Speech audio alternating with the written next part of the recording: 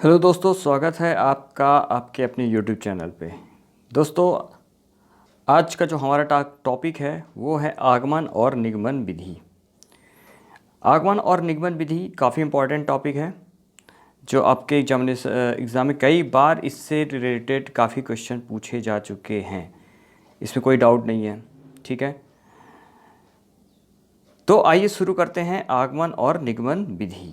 दोस्तों, एक बार फिर कहना चाहूँगा कि चैनल को सब्सक्राइब करना ना भूलें और चैनल को लाइक करें, शेयर करें ज़्यादा से ज़्यादा, जिससे ये वीडियो सब तक पहुंच सके और लोगों को ये फ्री एजुकेशन उपलब्ध हो सके।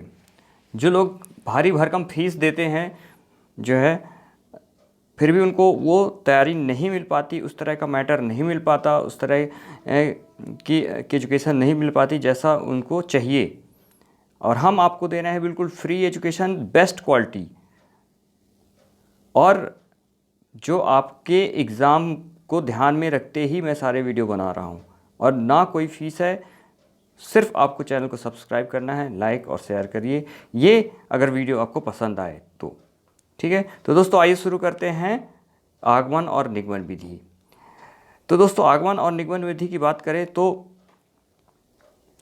आगमन जो विधि है, इस विधि में विशिष्ट से सामान्य, आगमन विधि में अपन क्या करते हैं, विशिष्ट से सामान्य की ओर चलते हैं। यहाँ पे विशिष्ट से सामान्य, ये बिल्कुल ध्यान रखिए कि आगमन विधि में विशिष्ट से सामान्य की ओर, विशिष्ट से सामान्य की ओर चलते हैं। फिर उदाहरण से नियम की ओर, उदाहरण से नियम की ओर, ठीक है। किसमें? आगमन विधि में उदाहरण से नियम की ओर चलते हैं। स्थूल से सूक्ष्म की ओर, स्थूल से सूक्ष्म की ओर, ठीक है। पहले आगमन विधि की सारी चीज़ें अपन देख लेते हैं।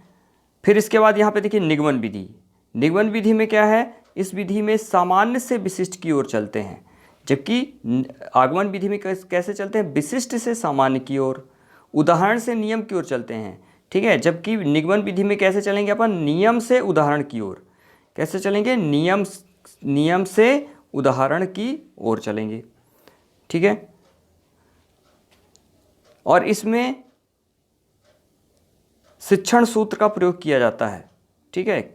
स्थूल से सूक्ष्म की ओर, आगमन विधि में स्थूल से सूक्ष्म की ओर चला जाता है, जबकि आपके जो निगमन विधि है उसमें सूक्ष्म से स्थूल की ओर चला जाता है, ठीक है ना।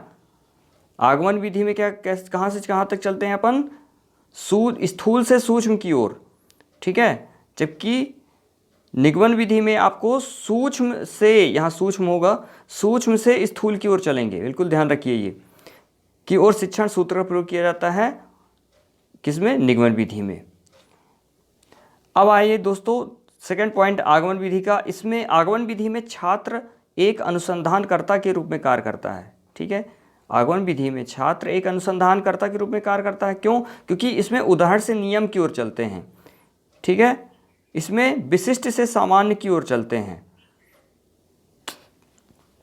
जब उदाहरण से नियम की ओर चलेंगे, ठीक है, तो ये छात्र कैसा करेगा, किस तरह उसको कोई भी प्रॉब्लम होगी उसको एक अनुसंधान की तरह लेगा, ठीक है। तो छात्र इसमें अनुसंधानकर्ता के रूप में कार्य करता है। क्वेश्चन आ सकता है कि किस विधि में छात्र अनुसंधानकर्ता के रूप में कार्य करते हैं, तो किसमें किसमें कार्य करते हैं, आगमन विधि में। निगमन विधि में क्या होता है, इसमें छात्र को नियम अथवा सूत्र पहले ही बता दिए जाते हैं। क्यों? क्योंकि इसमें नियम से उदाहरण की ओर चला जाता है, तो इसमें नियम और सूत्र पहले ही बता दिए जाते हैं, ठीक है। और छात्र खोजे गए नियम अथवा सूत्रों की पुष्टि मात्र ही कर पाता है। छात्र क्या करता है, छात्र खोजे गए नियम अथवा सूत्रों की पुष्टि मात्र ही कर पाते हैं। फिर है, इस विधि द्वारा छात्रों में खोज प्रवृत्ति का विकास होता है। इस विधि में छात्रों में खोज प्रवृत्ति का विकास होता है। किस विधि में? आगमन विधि में। आगमन विधि में छात्रों में खोज प्रवृत्ति का विकास होता है। आगमन विधि में छात्रों में खोज प्रवृत्ति का विकास होता है, जबकि निगमन विधि में छात्रों में खोज प्रवृत्ति विकसित करने का अवसर नहीं मिलता, क्योंकि उसमें पहले ही नियम बता दिए जाते हैं निगमन विधि में, तो खोज करने का अवसर ही नहीं मिलता। फिर आगमन विधि में यह अध्ययन की श्रेष्ठ विधि है। आगमन विधि जो होती है उसको अध्ययन की श्रेष्ठ विधि माना गया है, जबकि निगमन विधि अध्ययन या अधिगम की श्रेष्ठ विधि माना गया है। ठीक है दोस्तों, जो आगमन विधि है वो अध्यापन की श्रेष्ठ विधि है, मतलब टीचर्स के लिए बेस्ट विधि है ये।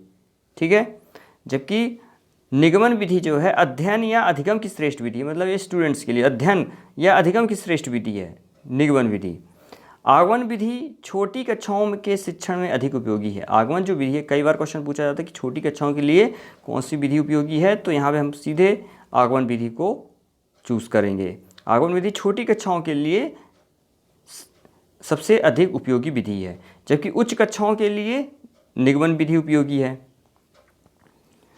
फिर आगे चलते हैं, यह विधि छात्रों में स्वयं नियम एवं सूत्रों का निर्धारण करते हैं। ठीक है, आगमन विधि में छात्र स्वयं नियम एवं सूत्रों का निर्धारण करते हैं, जिससे उनमें आत्मविश्वास की भावना बढ़ती है। जबकि निगमन विधि में इसमें नियम या सूत्रों को पहले ही बता दिया जाता है, जिससे उसमें आत्मविश्वास की कमी रहती है। ठीक है, निगमन विधि में छात्रों के अंदर उतना आत्मविश्वास विकसित नहीं हो पाता, क्योंकि इसमें पहले ही नियम बता दिए जाते हैं। ठीक है, फिर आते हैं, फिर यह विधि नवीन ज्ञान की खोज करने में सहायक है। कौन सी विधि? आगमन विधि। आगमन विधि नवीन ज्ञान की खोज करने में सहायक है, जबकि निगमन विधि, इस विधि में छात्र दूसरों के द्वारा किए गए ज्ञान का प्रयोग करते हैं, क्योंकि इसमें नियम पहले ही बता दिए जाते हैं। तो कोई जो हमारे वैज्ञानिक हैं या कोई गणितज्ञ है, वो पहले ही जो नियम बता देते हैं उसी के अनुसार छात्र उनको फॉलो करते हैं। तो इसमें जो है नवीन ज्ञान की संभावना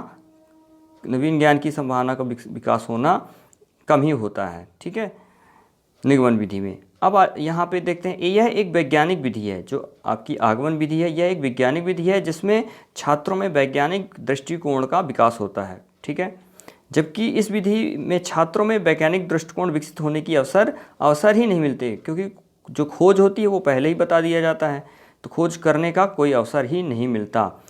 आगमन विधि खोज या अनुसंधान का मार्ग है। ठीक है, कोई भी अनुसंधान या मार्ग है उसमें आगमन विधि द्वारा ही खोज या अनुसंधान किया जा सकता है, जबकि निगमन विधि में यह अनुकरण का मार्ग है। जबकि यह विधि अनुकरण का मार्ग है, क्योंकि छात्र बताए गए नियमों या सूत्रों का अनुकरण करते हैं। ठीक है, ये जो निगमन विधि है वो अनुकरण या नियमों का, सूत्रों का अनुकरण का मार्ग है एक प्रकार का। ठीक है, अब देखते हैं यहाँ पे कुछ जो है पॉइंट्स हैं आगमन विधि से रिलेटेड, जिससे आपको आगमन विधि और निगमन विधि दोनों के ही कॉन्सेप्ट क्लियर हो जाएंगे। देखिए आगमन विधि में कहाँ से अपन चलते हैं? प्रत्यक्ष से प्रमाण की ओर चलेंगे। आगमन विधि में प्रत्यक्ष से प्रमाण की ओर चलेंगे। ठीक है, आगमन विधि में प्रत्यक्ष से प्रमाण की ओर चलेंगे, जबकि निगमन विधि में इसी के उल्टा चलेंगे, इसी के अपोजिट अपन निगमन विधि में चलेंगे। कहाँ से? प्रमाण से प्रत्यक्ष की ओर चलेंगे, और आगमन विधि में प्रत्यक्ष से प्रमाण की ओर चलेंगे। उदाहरणों से नियम की ओर चलेंगे आगमन विधि में, जबकि नियमों से उदाहरण की ओर चलेंगे अपन निगमन विधि में। ठीक है, अमूर्त से मूर्त की ओर किस में चलेंगे अपन? आगमन विधि में। निगमन विधि में मूर्त से अमूर्त की ओर। कई बार क्वेश्चन पूछा जा चुका है कि अमूर्त से मूर्त की ओर किस विधि में चलते हैं, तो अमूर्त से मूर्त की ओर अपन किस में चलते हैं? आगमन विधि में। ठीक है, और निगमन विधि में मूर्त से अमूर्त की ओर चलते हैं। विशेष से सामान्य की ओर, ठीक है, विशेष से सामान्य की ओर किस में चलते हैं अपन? आगमन विधि में। और सामान्य से विशेष की ओर चलते हैं हम निगमन विधि में। तो दोस्तों आई होप ये वीडियो पसंद आया होगा। यहीं पे हमारा ये टॉपिक कंप्लीट होता है। हाँ, अगर वीडियो पसंद आए तो दोस्तों चैनल को सब्सक्राइब करना ना भूलें, और ज़्यादा से ज़्यादा लाइक और शेयर करें। दोस्तों अगला जो हमारा टॉपिक होगा वो होगा गणित शिक्षण की अन्वेषण विधि। अगला जो हमारा वीडियो होगा वो गणित शिक्षण की अन्वेषण विधि पे होगा, और दूसरा होगा प्रोजेक्ट विधि पे। ये दोनों ही पॉइंट जो है एग्जामिनेशन पॉइंट ऑफ व्यू से काफ़ी इंपॉर्टेंट है, और इनसे रिलेटेड कई हमेशा जो है क्वेश्चन आते हैं।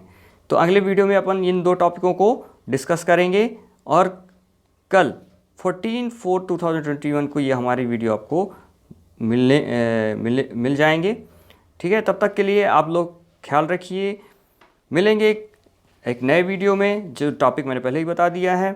अपना ख्याल रखिए, घर में रहिए, सुरक्षित रहिए, ज़्यादा से ज़्यादा पढ़िए, क्योंकि कोरोना इस समय फिर से फैल रहा है। तो अपना ख्याल रखिए, मास्क लगाइए, सोशल डिस्टेंसिंग का पालन करिए। क्योंकि दोस्तों, जितना धैर्य रखेंगे उतना ही आपके लिए जो फल होगा वो मीठा होगा। धैर्य का कहा गया, धैर्य का फल मीठा होता है।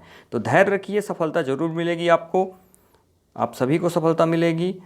तो अपना ख्याल रखिए, मिलते हैं नेक्स्ट वीडियो में। तब तक के लिए जय हिंद, जय भारत।